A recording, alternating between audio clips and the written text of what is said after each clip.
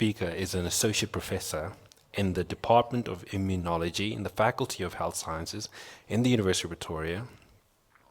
She's a researcher conducting laboratory-based science experiments. It's okay, I can make mistakes. In studies in biological sciences. She's also involved in supervision of various postgraduate students. I know we can be very difficult in different schools in the faculty. So Professor Moloko, Chulo, I'd like to welcome you to the stage. Thank you so much. As you have heard from the introduction, my name is Moloko, my surname is Chulo. I'm from the Department of Immunology at the University of Pretoria. Here, I'm in the Faculty of Health Sciences. All right. So the type of work that one is involved in, I'm a researcher, first and foremost. I'm a researcher, and my research is in tuberculosis.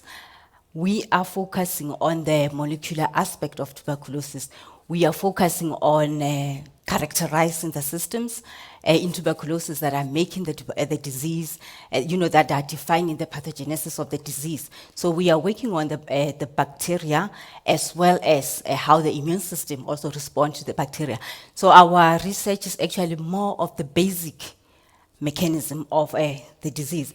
So what I'm going to share with you is how we conduct research. So I don't have very interesting slides actually, or very interesting, those very busy fancy, but we do very fancy stuff. So this is because I really just want to talk, and I want everyone who wants to know more about the subject really just to come and talk to me. So, what is research? Can someone really just take a guess? What is research? When I look at you, I'm gonna require the answer from you. What is research? Okay.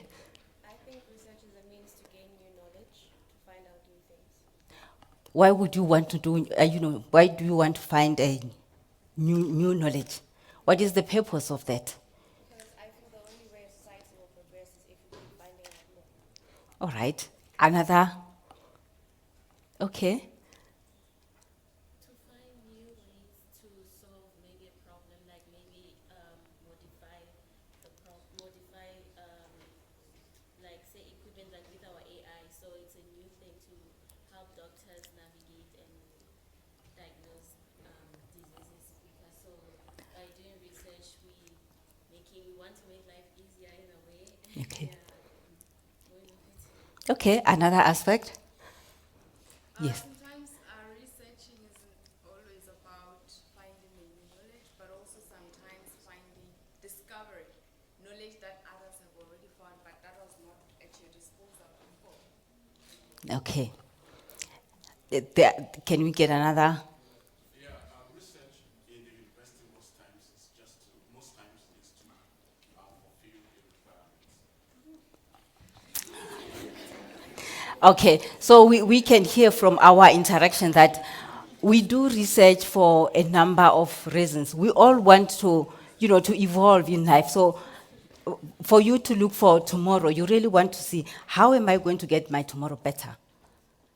It means today is not sufficient for you, so you really want to improve things. You want things to really get better. So I then went to the internet really just to find the definition of, when you are in something for a very long time, you sort of you miss out in terms of why am I doing this? So the definition that I found is the systemic investigation, which, all right, I have my poor eyesight. Okay, so with this definition, it's the systemic investigation to establish facts for you to come up to a conclusion. What are you going to do with that conclusion?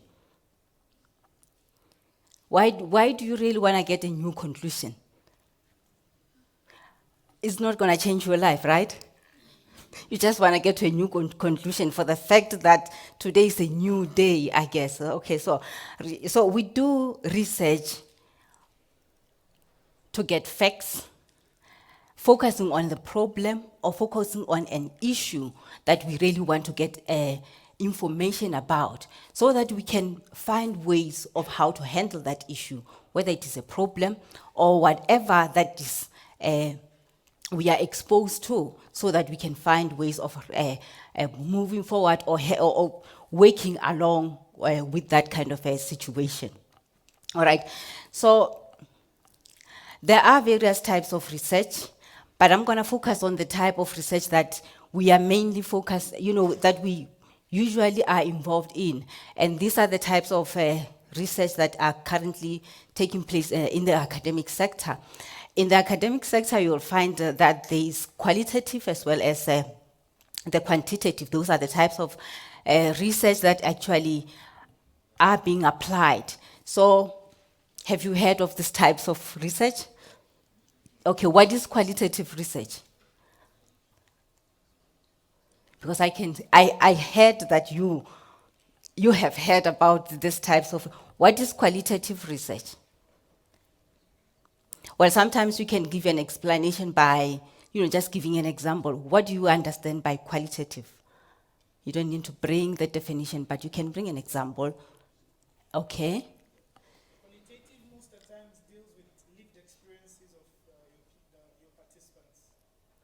Of participants, lived experience. Okay. Give us an example, please. Okay, so let me contrast it with quantitative. Quantitative Okay. Yes. it deals with numbers. Quantitative deals with numbers, but qualitative most of the times deals with experiences. Okay. So it doesn't matter how many people experience that, but as long as the event took place. Okay. So say, for example, you want to be in the kitchen. You are baking bread.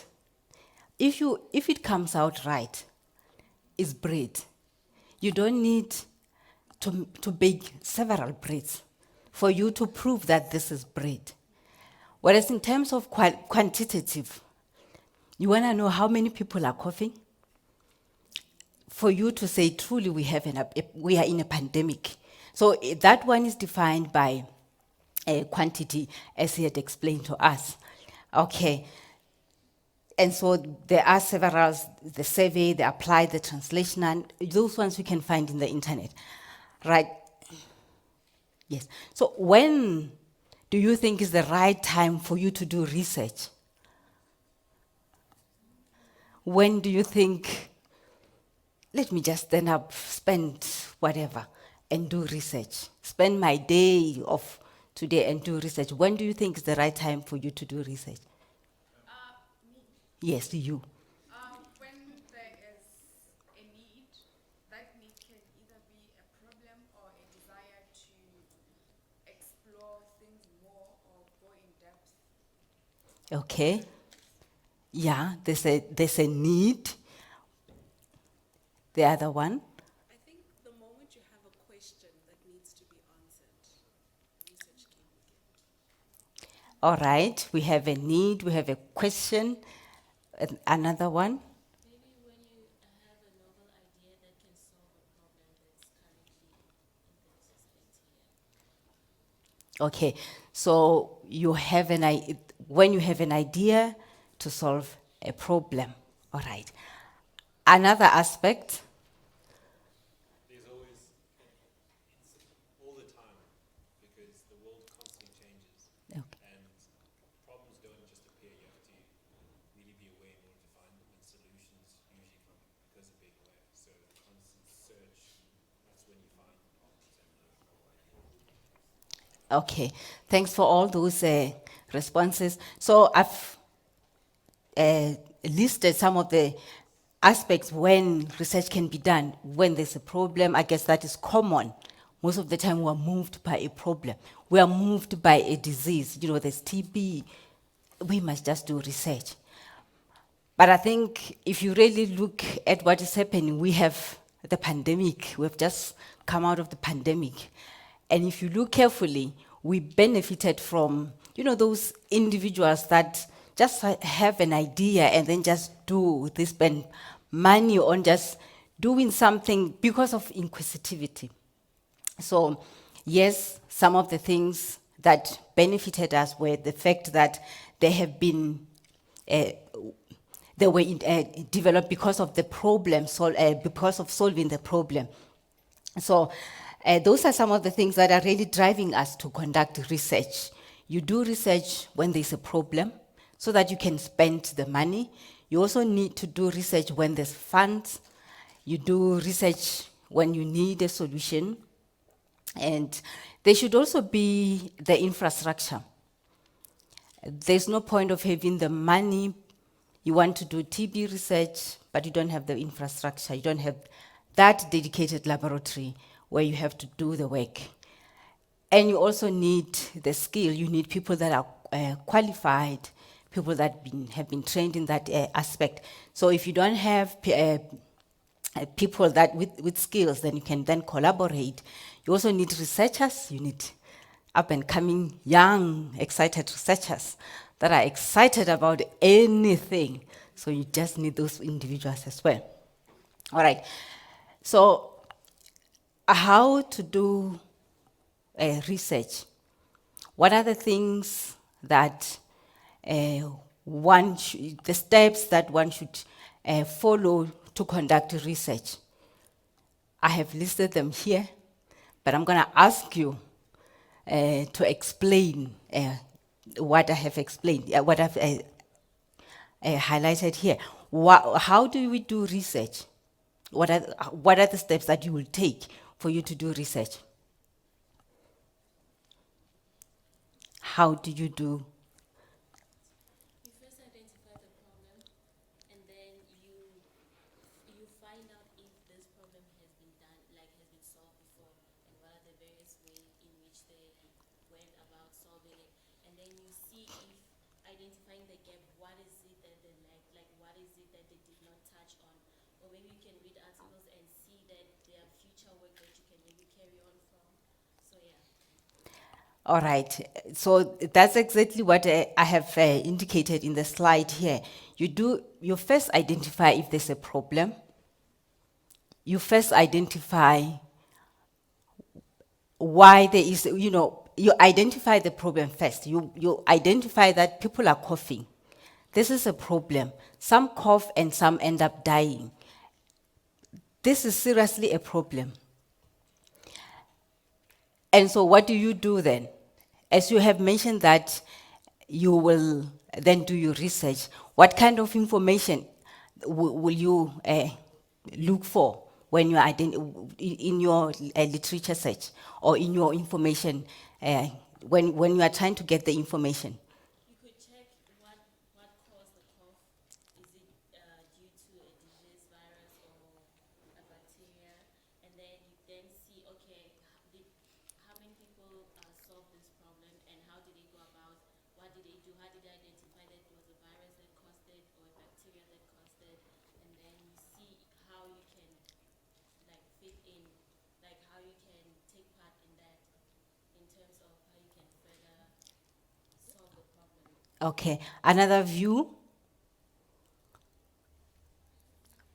Following your idea, you have identified that there is a problem. So, but then what do you do following your problem identification?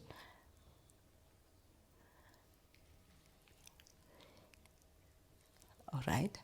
I think understanding the problem in depth, because sometimes from the top of our heads we might think that this is a problem, but once you actually like sit down and read, you need to really understand what the specifics about the problem. Yes. So the most important thing is the problem may be broad. However, it's your responsibility for you to find out where you wanna intervene in addressing the problem. So you can't say because people are coughing and then you just want to find out about the cause. What if someone somewhere, they have found the cause? You even know that they have found the cause. You know that he's coughing because of TB or he's coughing because of COVID-19. And therefore it may probably not be worthwhile for you to embark on that kind of an exercise. So it's important to streamline your thoughts and say, I want to play a role here. I want to play a role in the control. I want to play a role in the diagnosis. My role has to be with chemotherapy, or it has to be with prevention. So it's important for you to position yourself where you're gonna mitigate the situation. So then you formulate your topic based on after you have identified your problem and also position yourself in terms of where to participate. Then that's when you will embark on doing the research in terms of how much is known and to what an extent. And then you also identify the gaps, and that's where you're gonna also position yourself and say, this is where I'm gonna participate. They have gone to this extent, and then I'm going to take it further. Probably I'm gonna do it in depth, and thereafter, and then this is how you're going to bring the solution. So research, not every answer will come from a single research. So a research is a follow-up of, a solution is a follow-up of is a series of research that had been going on for in some instances. It's been a research that has been going on for years in some departments, and that's where we are here now in terms of and then ultimately you find that you are the one in the final stage of getting that drug that is being formulated and being used for treatment. It didn't start with you, but it can end up with you. You're gonna intervene at a particular stage. Right, so you have identified the gaps, you have also identified your contribution. And that is then followed by you defining the aim. Okay, so what is the aim of a research study?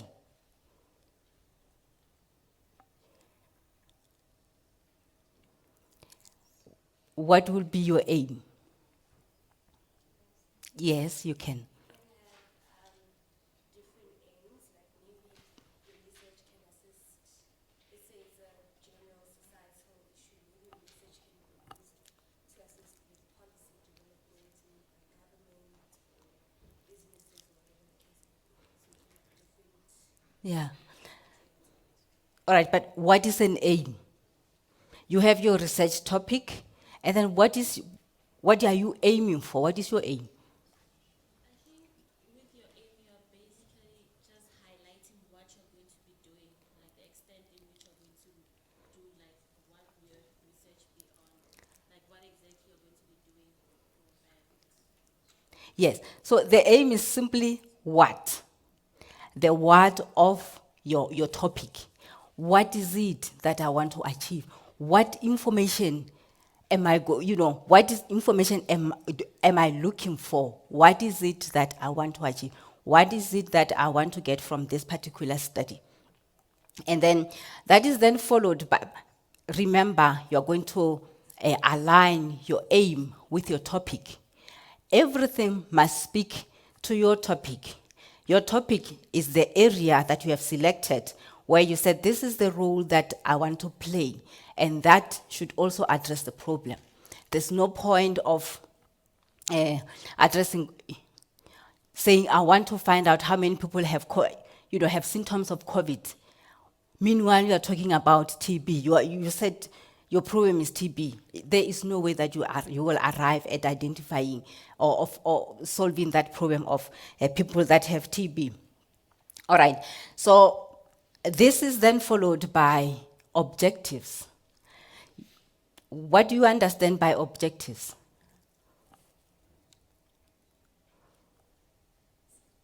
You haven't heard of aim and objectives before, or you just use them interchangeably, and then everything will be fine. What do you understand by objectives? To me, the objectives are the steps you will take to achieve that goal. So the different barriers that you have to cross to get to the goal. Okay, another. The phases you're going to take, like phase 1, I'm going to do this, phase 2. So it's basically, like she said, the steps in which you're going to take. All right. So in the case of objectives, okay, the aim is what do I want to achieve? But then the objective will be, how am I going to achieve that aim? Okay, so it should link to your aim. It's not the phases. Yes, you can have the phases, but then the phases, if they do not, align, then you will not achieve your aim, and therefore you will not be able to address your problem. And so with objectives, you have to define the information that you want to, to get, and thereafter you must also indicate how that information you are going to achieve. All right, so there's no point of saying, I want to find out the mode of transport. I want to find out how they are going to get to Johannesburg from Pretoria, but then you don't, indicate the mode of your investigation, how you're going to investigate that. Are you going to count the number of cars that are passing? Or are you going to evaluate, check when they are getting into the transport in the morning? How are you going to do that? So you have to indicate the information that you are interested in, followed by how, the mode or the mode of vehicle that you are going to use for you to achieve that. Right, and then so this is then followed by procedures. So in procedures, what usually happens is this also aligns to your objectives. So with procedures, as you have mentioned that this is how I'm going to achieve my information. And so this is then followed by the steps that define your mode of achieving your information. Okay? So you say, I want to check the type of car that they're going to use for them to move from Pretoria to Johannesburg.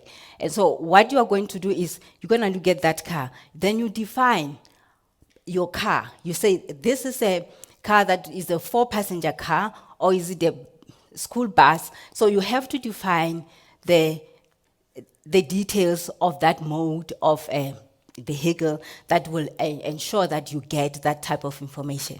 Okay, guys. Right, so then then you will achieve you will get that results, and then you then interpret those results. So following your achievement of the results, you then interpret those results, going back or linking that with the information that is available in the literature. When you were starting, you did literature search or information, you gathered information, and then following your data, you try also to analyze your data, aligning it with what is available, with what is known. And usually in terms of academic research, you align that with the academic or with the literature that is available. And then thereafter you conclude your findings. You say, these findings contribute this type of information, and therefore this means that the situation that we are experiencing informs us about this situation in this aspect. All right, so I thought then maybe let me just give you an example of one of the type of research that we are doing, and perhaps with this example of a research, we will probably be able to understand some of those components of research. So this is a laboratory-based research. However, we wanted to find out about the impact of cigarettes on tuberculosis. We wanted to find the impact of cigarette smoke on the bacteria itself. And this is because we know that cigarette smoking leads to people who have TB. It makes people with TB be prone to not having efficient treatment, as well as it prone them to develop more disease, severe disease. So this is one of our master's students that has conducted this study over a 2-year period. We know that in humans, the literature is informing us that cigarette smoke affects the immune system. We also know that cigarette smoke in people with TB, it makes them to be more vulnerable, and also, as I mentioned, that it also affects their response to treatment. So what did we do in this case? We identified the problem. In our case, we say the problem is TB. TB is the disease that is caused by M. tuberculosis. And then we say, information also tells us a lot of people who are smokers are at risk of developing the symptoms of TB. In the case of tuberculosis, we know that a lot of people, we are in an endemic society environment, and a lot of people are exposed to TB, but they don't develop the symptoms. However, in the case of people who are smokers, the situation is different. They are vulnerable to developing the symptom. Then literature also is available. So this is the information that we went to gather to find out where can we play a role. So literature is also informing us it affects the immune system, it weakens the immune system, it affects the macrophages, which are required for elimination as well as for destruction of the bacteria. It also affects the T cells. You require the T cells for cell-mediated immunity in the case of tuberculosis. Okay, so that information is there. It also affects the situation where in the host you require development of the granuloma. What is that granuloma? The granuloma is the structure that holds the bacteria, ensuring that people don't develop the symptoms. So a lot of people are exposed to TB. They develop latent tuberculosis. And the reason why they have latent tuberculosis is because of the development of the granuloma in their system. So it is known that people that are infected with, people that are smokers, smoking affects also their T cells, which also affects the granuloma development. Okay, that is fair enough. So in our case, we say this information is available, but we wanted to find out. So this information talks about the response of the host. So in our case, we then said, what is not known? There is no information which talks about the effect of the cigarette onto the bacteria. We don't know what is happening to the bacteria. Is the bacteria changing? Are there alterations in its metabolism or in its structure? What is going on with the bacteria when the immune system is affected negatively by the cigarette smoke? And so that's where we identified a gap, and we were then able to execute this experiment or this project. All right. So we also found information about other microorganisms. All right, the pointer, I'm failing to get the laser. All right, so we also found the information about the role of the cigarette smoke affecting the physiology of other bacteria. And so this also encouraged us to investigate in terms of what is happening in the case of tuberculosis. So that was the gap in our case. So what are the other information? So we then said, we want to do this in the in vitro system. We don't want to do this in patients because it may turn out, you don't want to investigate. So we started with the in vitro model. We then had to make some consideration. We said the in vitro model, how are we going to ensure that we have the system that will produce what is happening in the host? So we then studied the bacteria. We said we want to produce bacteria that are representative of what is happening in the host. So in the host, you have the two types of bacteria. You have those that are growing, as well as those that are dormant, that are in the granuloma, those that are in people that have latent tuberculosis. So we then reproduce this model in vitro, and then did perform some experiments. So in our experiments, we then formulated the aim. Our aim is related to our topic. Our topic is we wanted to investigate the effect of cigarette smoke on the bacteria.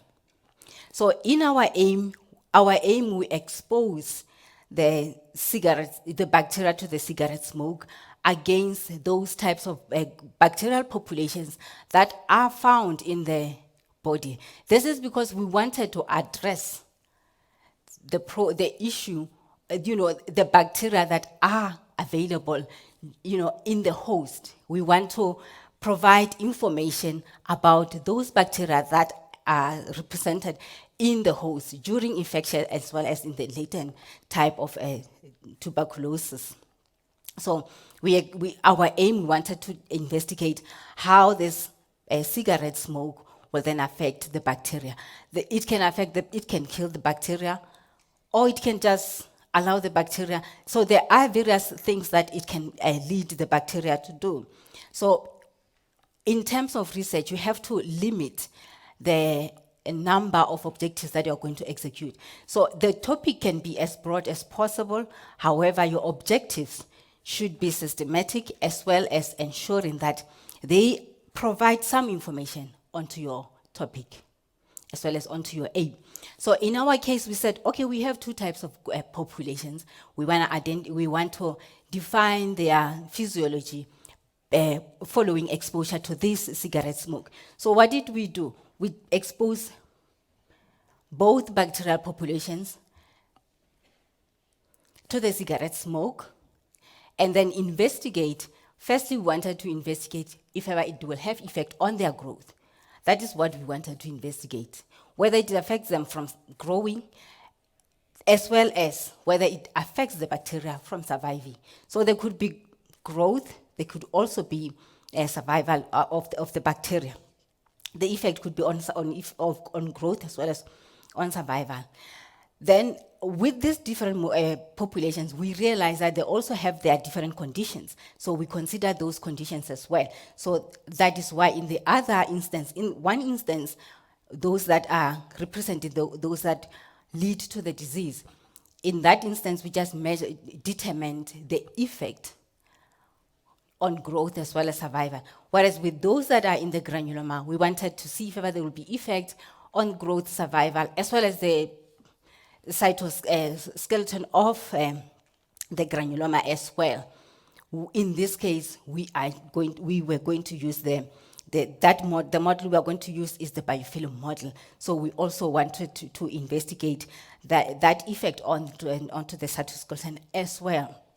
So what did we do? So in our objectives, we mentioned how we were going to achieve that.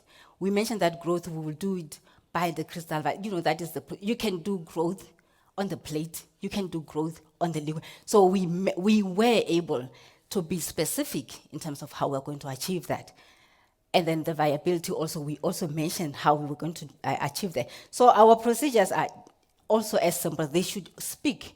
They should be this, they should be an extension of what you said you are going to, how you're going to do it. So in the terms of the one population, we using growth is a liquid medium, and then for viability, then we use the colony counting.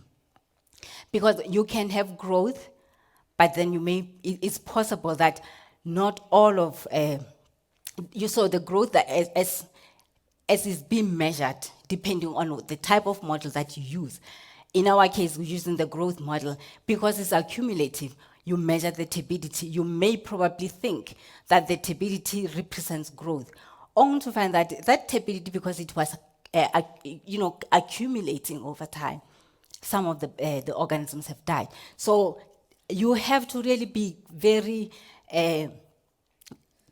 specific, and you have to understand the type of model that you choose, ensuring that it will also lead you to producing your results. All right, so we also you use a different model also for the other type of population, which is those that represent the latent disease. Here we have the liquid media for it. We also have the colony counting for it. As I mentioned, that for this one, because it also involves the structure that where those bacteria will be found. So then we also did the scanning electron microscope that will provide us with the information about the cytoskeleton. The results that we found for those that lead to, for those that are causing the disease, or those that have developed the symptom, we found no significant effect. I mean, this is strange. You have cigarette smoke that is, leading people that have the disease at risk of not responding well to treatment, as well as having a very severe disease. But yet, in the in vitro model, we find no significant effect. So what do we do? What does this mean? Does it mean you didn't do your work properly or your research properly? What does this mean?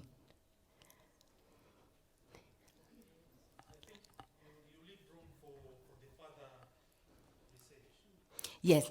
So you leave room for further research, but at the same time, you have to state, you have to be very detailed in terms of how you did your work, how you selected your model. So in our case, we then look and said the type of media we used.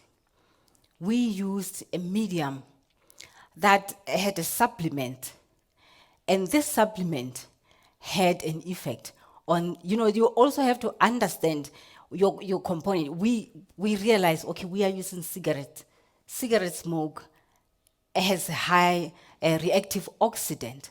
The medium we use also had an inhibitor of the radioactive reactive oxygen species. So it's important that your findings, you shouldn't say, I did everything well, and then that's it. So you have to be able to explain your findings so that you are able to direct future researchers in future. So research requires honesty, and you have to be very, just state what you did. If your supervisor, usually my supervisor says to me, sometimes he just says, they are wrong. He just start me that way and say, these are wrong. So then I will just then start and say, I did 1, 2, 3, and then he will say, oh, okay. So that's where, because it's important that you know what happened. So in research, if you can apply research on a daily basis as well. So you have to be very open about your activities. It's not about the end results, it's about how the process is very important. So in our case, those that had the disease, we found nothing.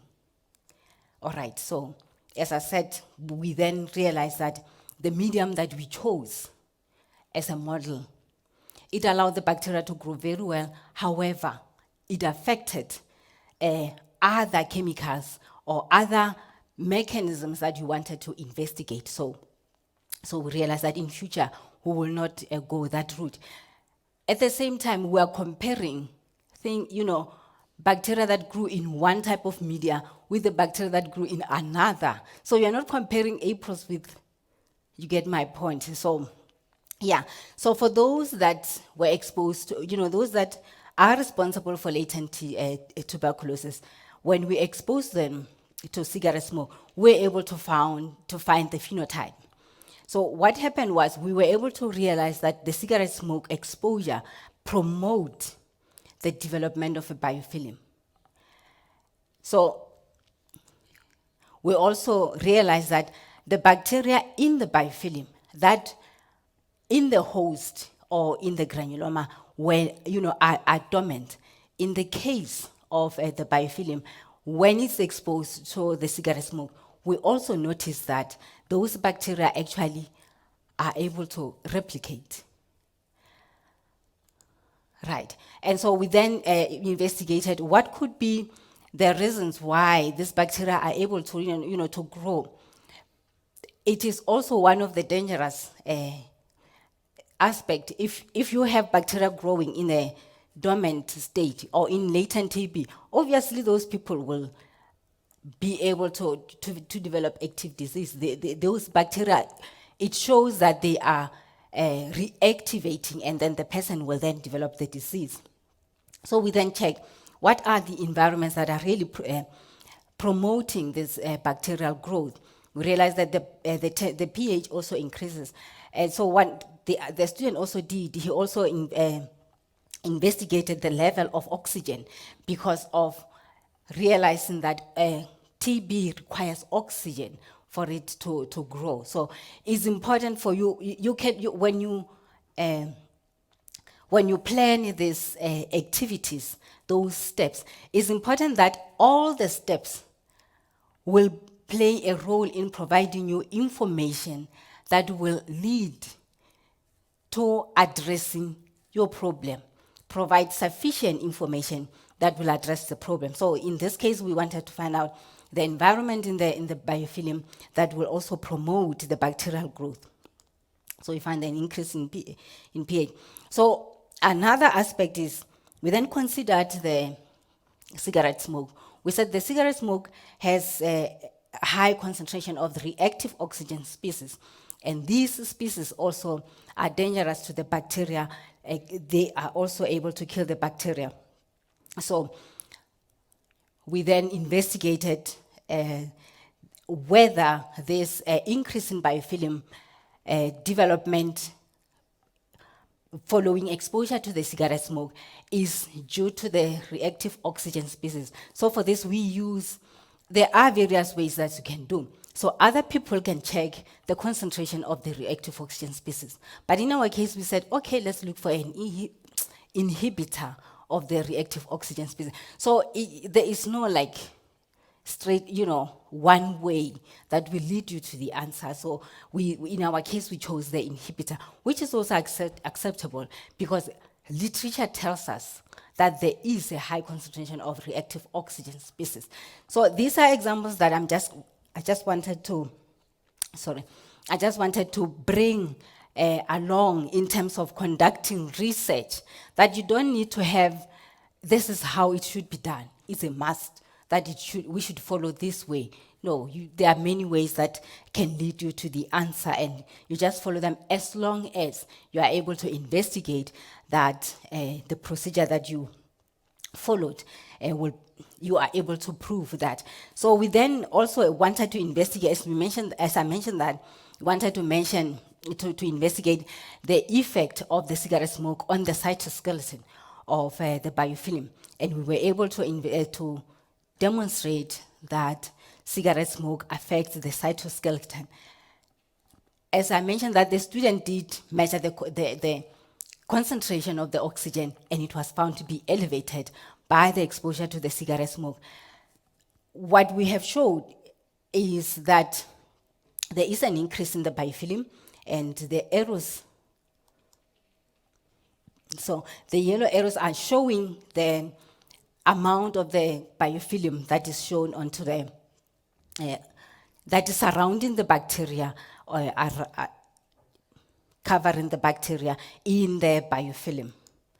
Right. So then what did we do with this data? So you then take the data, after analyzing the data, you then interpret it, linking or aligning with what is in the literature. The active bacteria, information from those bacteria following exposure to the cigarette smoke, we realized that we cannot really go further with it. However, there's still a need to investigate what is cigarette smoke doing to the bacteria. So it means the model has to be improved to mimic what is happening in the host. So you can't say, no, cigarette smoke does nothing to the active bacteria. That is not true. So you have to be direct the coming research so that there is an answer that is required in terms of the kind of environment that the bacteria are exposed to, that you failed to reproduce in the, when you were doing it in the in vitro model. Yes, as in our case, we found that we were using a medium that has the inhibitor of the cigarettes, or that inhibits the cigarette smoke, whereas the biofilm provided us with information showing that cigarette smoke promote biofilm formation, that biofilm also leads to bacterial viability. It also leads to increase in oxygen, which promotes the bacteria for replication. And we also mentioned that it has it increases the pH, which is also another environment that bacteria prefers for them to grow. It involves the cigarette smoke damages cells by involving the reactive oxygen species. And the type of biofilm that we were able to demonstrate we showed that it produces irregular thick cytoskeleton, irregular thick covering onto the cell. What does that mean? This also shows that the cigarette smoke, interferes with the integrity of that structure that protects the cells, that protects the bacteria, that prevents the bacteria from gaining access to the oxygen that allows the bacteria to grow as well as disseminating in the body. So these are the findings that we found that these are important, that smokers should know, and for them to understand the danger of smoking in terms of what they are exposing their health to. All right, so this is, then we then arrived at our conclusion in terms of the role of cigarette smoke. So our conclusion still links to the problem statement, the problem of the cigarette smoke promoting tuberculosis, disease development. And so we realized that cigarette smoke also promotes reactivation. Those with latent tuberculosis, why are they reactivating to the disease? And so we were able to get the explanation from the bacteria side. So taking this information, combining that information with the immune effect of the cigarette smoke, you can really understand the combined effect of the cigarette smoke onto TB, to the TB patient. All right, so I think I will leave it here, and I'll have to take questions if you have any.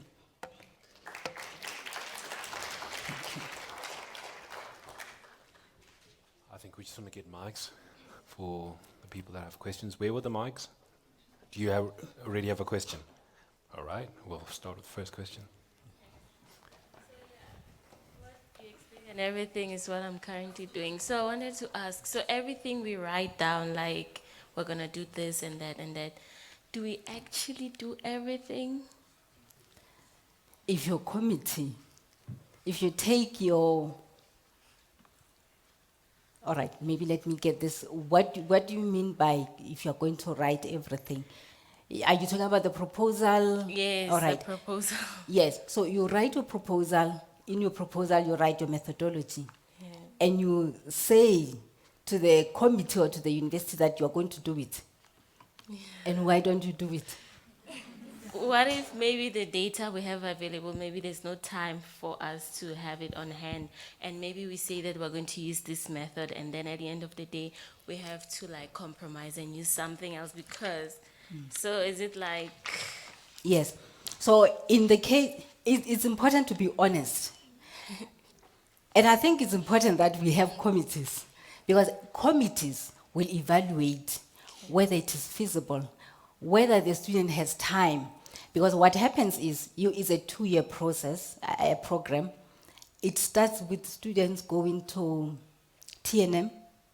You have TNM? No, I'm doing honors. All right, you're doing, yes, Yeah. you also go for TNM. So students go for those courses where they train them, and this has to be within the MSc program.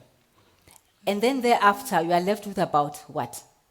I only have a 9 months. year. We only have a All right, year. in your case, you don't need to write that detailed proposal. So, but for those students, then they have to sit down and write a proposal. It has to make sense. Okay. And then thereafter, there must be time available to execute what you said you're going to do. So committees usually are experienced people or people that have been exposed to those procedures. If you are honest and write your don't leave anything out. Okay. Because they're going to catch you. You're going to say, I will do it. And then they okay it. But then you're not going to do it. So I think if you are honest and then bring the details, you should be able to do it. They shouldn't okay something that you cannot do. Okay. But we can still add it before. Why, when you know that you're not going to achieve it, why do you write it? For the sake of just wanting to pass. So I think this is actually killing research in terms of how valuable is the data that you said you have produced? You know, a good researcher is not a well-spoken researcher. It's someone that does something honestly, something when you apply it, it benefits people. It shouldn't really something that you're really pleasing, you know, it really has to separate you have to really be very clear that, and you have to prove to the committee that this is gonna take me 6 months. If I add more activities to this, I will not be able to finish. So committees are usually very honest, but if they cannot get your facts, it's important, it's your responsibility and your supervisor to ensure that you make them understand. At times they may not understand what you are going to do, but be honest. So can it also extend like to a master's project depending on? Yes.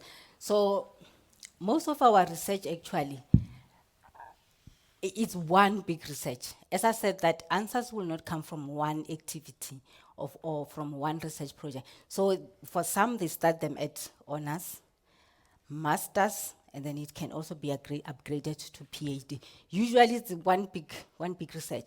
However, activities are the ones that will define the scope, as well as your question, formulating your question for you to be able to execute that degree. Thank you Okay. Thank you so much. You provided a well-seasoned framework for for proposing and showing scholarly work, and we'd like to thank you for your contribution for continuing to contribute to the art of knowledge and scholarship.